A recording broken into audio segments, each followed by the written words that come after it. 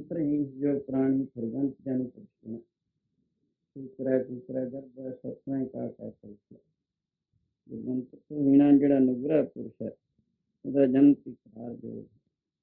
ਉਸਨੂੰ ਮਾਨੁਖ ਦੇਵ ਨਹੀਂ ਮਿਲਦੀ ਆਵਾਂ ਕੁੱਤਿਆਂ ਗਧਿਆਂ ਆਦਿ ਦੁਨੀਆਂ ਵਿੱਚ ਕਰਨਾ ਪਏਗਾ ਫਿਰ ਸਵਾਲ ਕੀਤਾ ਕਿਸੇ ਨੇ ਜਿਹੜੇ ਕਈ ਸੰਤਾਂ ਨੁਗਰੇ ਲੇਕਿਨ ਪੁੰਨ ਕਰਮ ਕਰਦੇ ਹਨ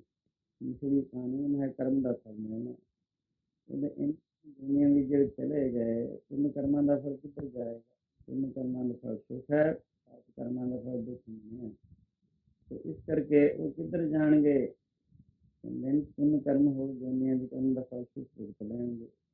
ਕੁੱਤਿਆਂ ਦੀ ਸੇਵਾ ਥੋੜ੍ਹੀ ਹੁੰਦੀ ਹੈ ਘੋੜਿਆਂ ਦੀ ਸੇਵਾ ਥੋੜ੍ਹੀ ਹੁੰਦੀ ਹੈ ਕਈ ਕਿਸਮਾਂ ਦੀ ਬੜੀ ਸੇਵਾ ਹੁੰਦੀ ਹੈ ਪੁੰਨ ਕਰਮਾਂ ਦਾ ਫਲ ਮੰਨਿਆ ਜਾਂਦਾ ਪਰ ਨੁਗਰੇ ਰਹਿ ਕੇ ਉਹਨਾਂ ਨੇ ਪੁੰਨ ਕਰਮ ਕੀਤੇ